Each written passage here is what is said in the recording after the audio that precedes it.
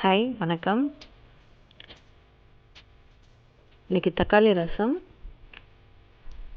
With onion pakoda.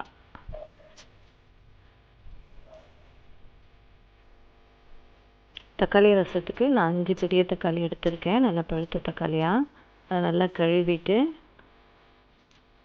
இந்த medium சைஸாக cut பண்ணி போட்டுக்கிட்டேன் குக்கரில்.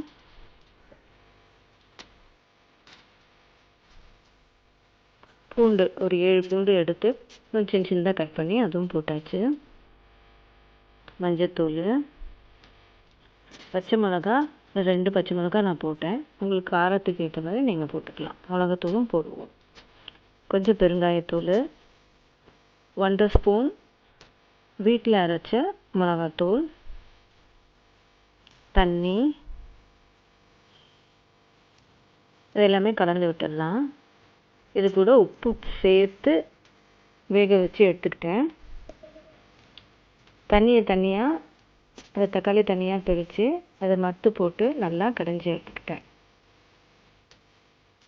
எடுத்துக்கிட்டு இந்த தண்ணியோட ஒன்றா சேர்த்து வச்சாச்சு. தாளிக்கிறதுக்கு குட்டி குட்டியாக வெங்காயம் கட் பண்ணி வச்சுருக்கேன். கொத்தமல்லி, கருவேப்பிலை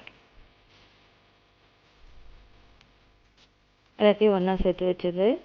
இப்போ தாளிக்கிறோம். ஒரு கடாயில் எண்ணெய் ஊற்றிட்டு கடுகு தாளித்து ஆனியனை ஃப்ரை பண்ணிவிட்டு கருவேப்பிலை கொத்தமல்லியும் ஃப்ரை பண்ணிவிட்டு அதோடு சேர்த்துடலாம். சேர்த்துட்டு நல்லா கலந்து விட்டால் தக்காளி குழம்பு ரெடி. இது ஆல்ரெடி வேக வச்சு எடுத்ததுனால திரும்ப கொதிக்க வைக்க வேண்டிய அவசியம் இல்லை. நீங்கள் ஏதாவது தண்ணி ஆட் பண்ணிங்கன்னா ஒரு கொதி விடுங்க. செம்ம டேஸ்ட்டாக இருக்கும். ட்ரை பண்ணி பாருங்கள். இது ஆனியன் பக்கோடா. ஆனியன் பக்கோடாவுக்கு ஃபஸ்ட்டு நான் வெங்காயத்தை நீட்டு வாக்கில் கட் பண்ணிவிட்டு கருவேப்பிலை, பச்சை மிளகா, கொஞ்சோண்டு சோடா மாவு,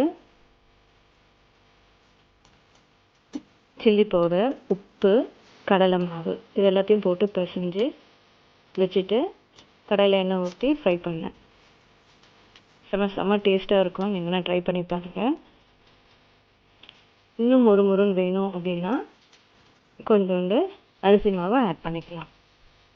நான் போடுற வீடியோஸ்லாம் உங்களுக்கு பிடிச்சிருந்ததுன்னா சப்ஸ்கிரைப் பண்ணி சப்போர்ட் பண்ணுங்கள், லைக் பண்ணுங்கள், கமெண்ட் பண்ணுங்கள். நன்றி, வணக்கம்.